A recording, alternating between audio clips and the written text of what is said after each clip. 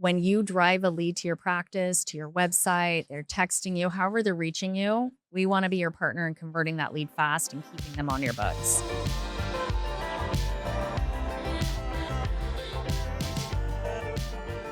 We're here in Vegas at the Med Spa Show 2026, and I'm sitting down with Shannon Blake from Podium, who's become, in this kind of past year, a good friend. And I'm excited to catch up because you're doing a lot, Shannon. So let's get into it. But first of all, thank you for being here. Thank you so much for having us, Max. This is quite the setup y'all have here.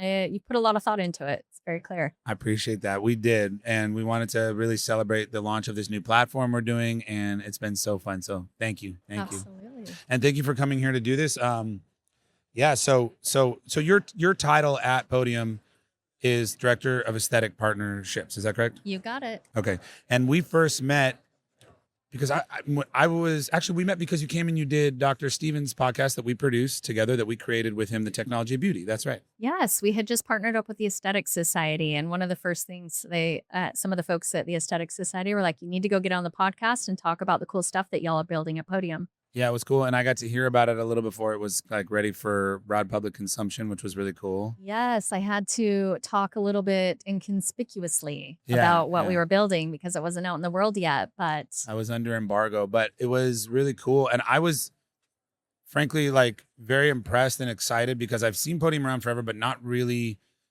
making a commitment to aesthetics. And then you kind of told me the backstory of how you really championed for the company to put focus on aesthetics. And I think it's really smart personally.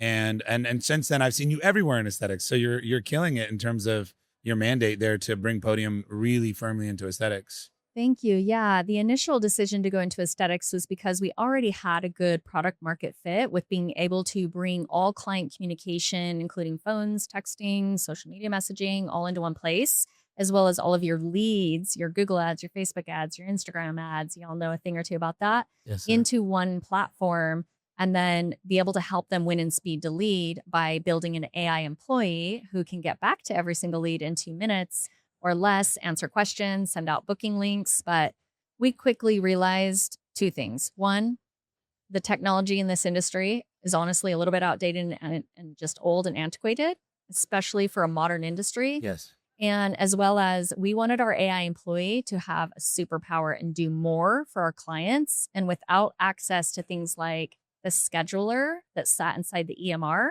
she could only do so much. And so we saw this big vision of we need to go out and build the whole damn thing ourselves so that this AI employee can have oversight and insight and access to every single detail about every client that's been in your practice, every lead that's come through.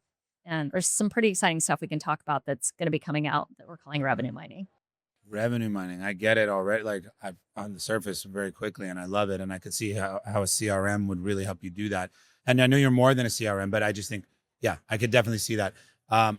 We think about it a lot the same way. The interoperability of these systems or lack thereof has a lot to do with how seamless of an experience you can create from marketing all the way through to patient experience. We can have all these cool AI tools, AI assistants, but what they have access to and where they have walled gardens makes a big difference. So you have an AI assistant and you guys are calling it, there's an EMR product. Is that right? Yeah, we say EMR because people resonate. They understand what those 3 letters mean, Yes. right? But we're calling our platform an AI operating system because for us, an EMR is looked at as a data storage. It's a place where you put your charting notes, you have your scheduling, you have your client profiles, but it's not driving you any revenue. And in this industry, it's become so saturated, so competitive.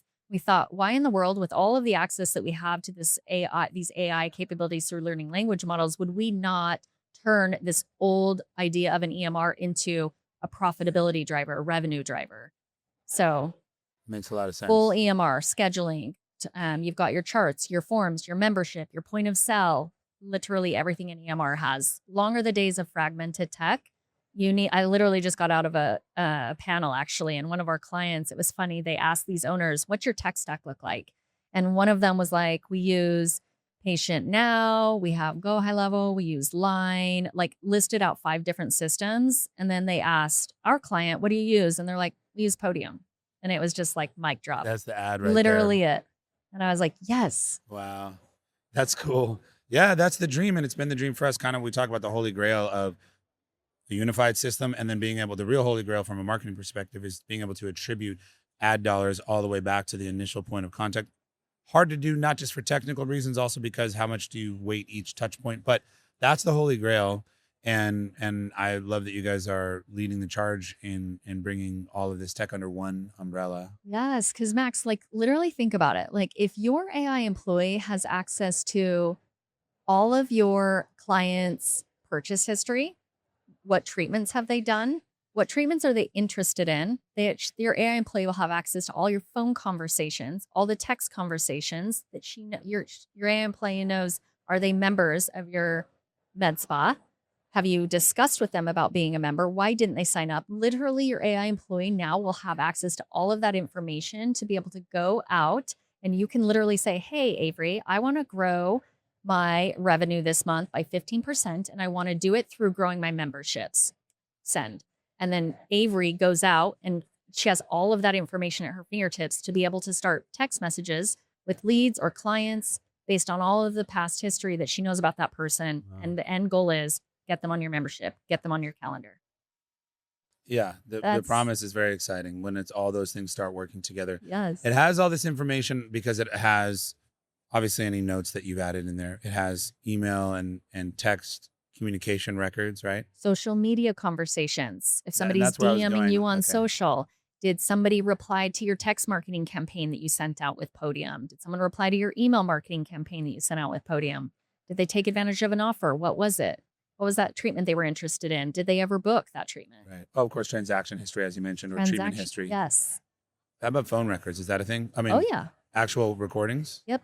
Podium so phones. all of that information. Yep. Yeah, because that's kind of at the core of Podium, right? It is. Yeah. Yeah. That's a unique thing about Podium is our phone system is integrated with our platform. So when you look up a single client or lead, you can scroll up just like on your phones with a text thread, but you're going to see social media conversations, phone conversations, texting, your text marketing, all of it in one place. That's really powerful. Yeah. Now, if somebody's buying a retail product that you know is a 30-day supply of that skincare, Avery knows that. Oh, that person's I'm going to text that person in 28 days and say, hey, Amanda, I think you're probably running low on your X skincare. We've got it in stock here at True Medical Spa. Pop in when you have a second and we'll have it ready for you. It's that kind of stuff that now there's no way employees can do that today with how busy they are. The front desk is maybe not as engaged as the practice wants. Like they're not an owner, right? In some cases, yes. Yeah, in some cases, you've got anomalies. Well, they're not owners. What I mean is in some cases, they're more engaged, some cases less. Yes. Exactly. Yeah. But to be able to have an AI employee whose end goal is schedule more appointments, make you more money, make you more profitable, drive up revenue. Yeah. Also, I think one of the biggest ways to disillusion your front desk employees and kind of have them be less engaged is to unrealistically assign a workload to them that is just kind of drives them into despair and apathy. They can't, it's unrealistic. And oftentimes we underestimate how much effort that is as business owners. And we say, do it all. And then it's burnout. It's burnout. That's the word I was looking for. Yeah. And then they kind of just are coping. And so it's not that actually, I think you can get a lot of your team members really do care and want to be passionate, but it's hard when they're burnt out and when they've been unrealistically assigned to a certain amount of task workload. Yes. And what's cool is think about you've probably thought a lot about this, Max, because I feel like you're very philosophical and you think deeply, but like AI, this is going to get out of control pretty quickly in like fun ways and also scary ways. Yes. But we are all going to become very hungry for personal human connection. I think everyone understands the power in human connection, but we are going to become thirsty and starving for it when AI starts taking over more and more. So now if you think about, okay, what can I hand over to AI that's task focused so that everyone that works for me can be so present and just focus on that human connection while people are in the practice? That should be the only thing your employees should have to do. AI will very quickly be able to do literally anything task focused. You won't even need your front desk to be distracted by picking up phone conversations. So it's going to play out nicely for the practices just to be able to surprise and delight and do human touch stuff while they're in the practice. You're so very right, including the fact that I have thought about this extremely deeply. Had some great conversations here today with people about this, the task focus, the transactional versus the relationship. Someone else said that and I love that. Relationship oriented or transaction oriented. Also task oriented and replacing tasks versus replacing humans. And, you know, you can replace tasks. You might even replace a lot of what a human does today, but you will not replace the human. And that, in other words, it means that there will always be something that a human can do to add value. Also, bit of a detour here, but as a side hustle, really a passion project, I have this coffee roasting business. I started it out as fun because I just love coffee.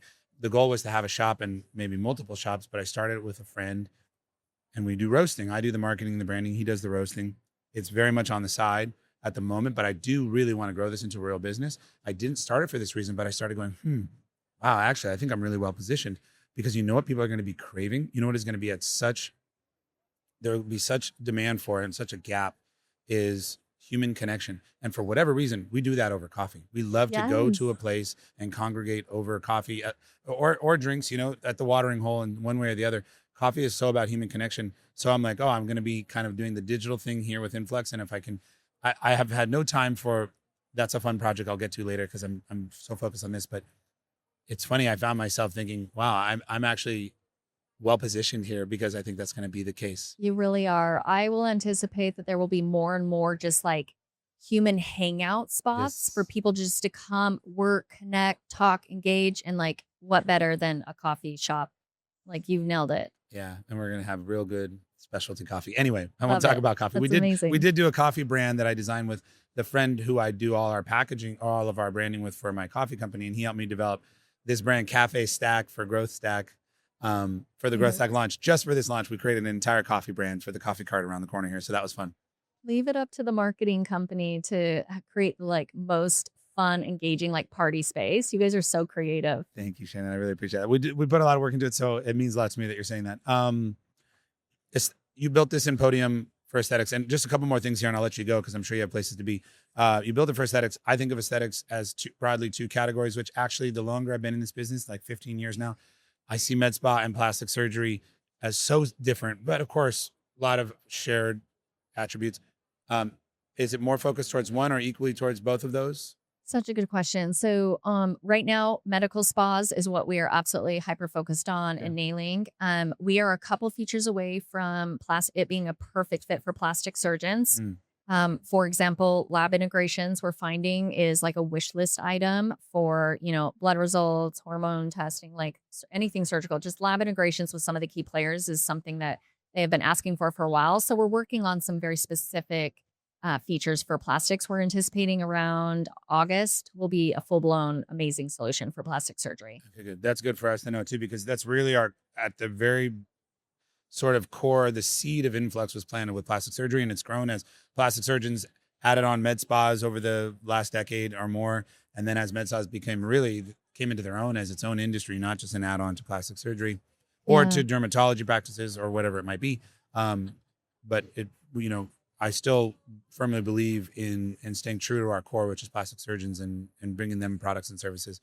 Last question for you. What are you seeing? This is somewhat a self-serving question, but I'm curious, as you're pushing this product out into the world. We talked about this a few months ago, and you were just kind of getting launched maybe 6 months ago. I'm curious now what you're seeing on the marketing side. What are your med spa clients that are adopting your product?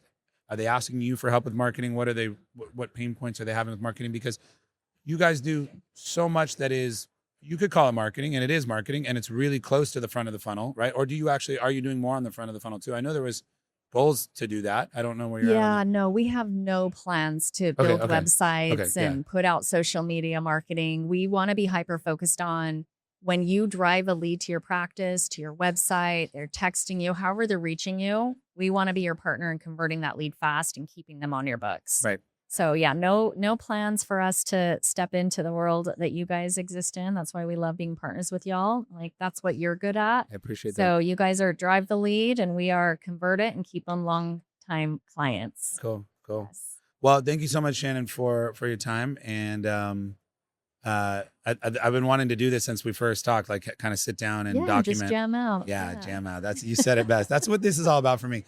I can't take it too seriously. I just sit down with friends and jam out. And then we always have really great, thought-provoking conversations. So thank you so much. You're so welcome, Max. Thanks for having me. Of course.